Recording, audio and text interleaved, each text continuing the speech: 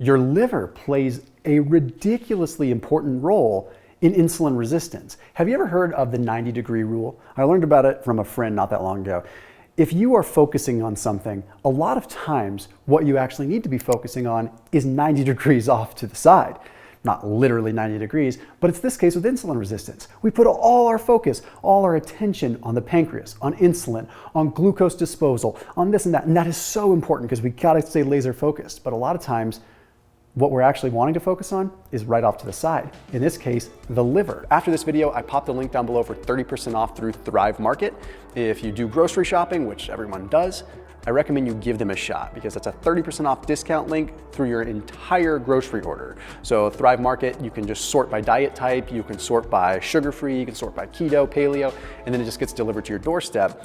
But it's worth a shot with that 30% off discount link. Plus you get a $50 free gift when you use my link down below. They've been a sponsor on this channel for a very long time, so a huge thank you to them for extending the discount to my viewers as well as helping support this channel. So that link is down below. The liver recognizes the glucose that we consume. When we go and we eat a bunch of pasta and carbs come into our bloodstream, the liver recognizes how many carbs there are and it takes that message and it relays it to the pancreas. The pancreas says, thank you very much, liver. I'll produce X amount of insulin. But we ever stop to think that the rate limiting organ here is the liver? And if the liver's not functioning well, we have a problem. So what can we do to take care of our liver?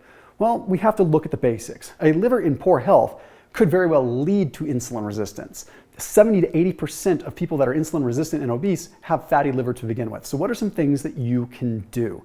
First off, cutting out the alcohol. Alcohol, we know, is not good for the liver. Now, it may not be fatty liver in the traditional sense that we know of, but we know alcohol-induced fatty liver is a thing, and it can be accelerated very quick once it happens. Okay, it starts with the liver gaining some fat, and then from there, that fat starts to become a little bit more fibrosis-like, it becomes like hardened, and then eventually it can go all the way to cirrhosis. But even once it gets to the little fibroid part, it's really reducing the effectiveness of the liver. Not to mention, the more fat that is on the liver, the more inflammatory response you're going to have, which therefore impedes the insulin signal as well, okay? Now, another thing you can do to help with a fatty liver, macadamia nuts, things like olive oil, any kind of monounsaturated fat can improve a fatty liver. So I definitely recommend those kinds of fats. I recommend controlling the sugar intake, but that's something we already know if we're paying attention to insulin resistance. Exercise, a very important piece. And I'm going to go out on a limb and say that even better than regular exercise might be some fasted exercise. You cannot deny the improvement in blood lipids that happen with people that are exercising in a fasted state.